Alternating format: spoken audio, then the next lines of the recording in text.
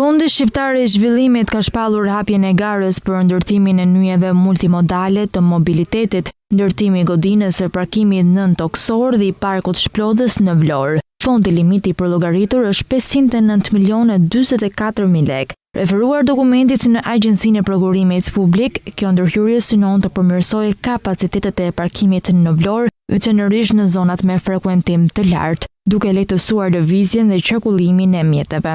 Zona e marrë në konsiderat ndodhet në afërsi të sheshit Pavarësia dhe në veri të portit të qytetit. Gjatë sezonit veror, qyteti përjeton një rritje të ndjeshme të numrit të vizitorëve, që shpesh shumëfishon popullsinë lokale dhe sjell një ndikim të drejtpërdrejtë në infrastrukturën urbane. Sipas dokumentit, do të ndërtohet një parkim nën toksor me një kat nën tokë dhe krijimi një hapësire rekreative mbi të.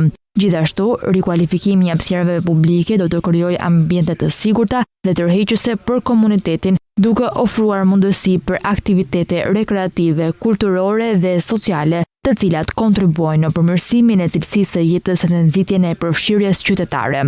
Nga ana tjetër, Fondi Shqiptar i Zhvillimit ka hapur edhe garën për investime për infrastrukturën e tregjeve, hapësirave tregtare multifunksionale, rrugë tregtare në zona model zhvillimi në Vlorë, faza e dytë. Fondi limiti për llogaritur është 179.339.000 lekë. Tregu i Vlorës është një nga zonat më të gjalla për tregti lokale.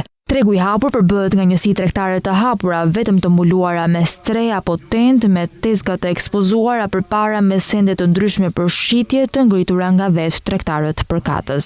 Numri i tyre është i shumë të shpërndara në mënyrë sporadike përgjatë rrugisave dhe godinave. Sipërfaqet e tyre variojnë, vendosja e tyre si dhe distancat nga njëra tjetra nuk kanë asnjë rregull të caktuar. Sipas dokumentit, do të krijohen struktura moderne dhe funksionale me hapësira të gjera dhe të organizuara për tregti, si dhe do të krijohet një infrastrukturë e përshtatshme për të akomoduar aktivitetet e përditshme. Hapësirat janë të ndara në zona të dedikuara për shitje, magazinim dhe shërbime, duke siguruar qarkullim të lehtë dhe efikas për klientët. Ndërkohë, sipas projektit do të kryhet edhe rikonstruksioni i rrugëve ekzistuese, duke siguruar një rrjet rrugor optimal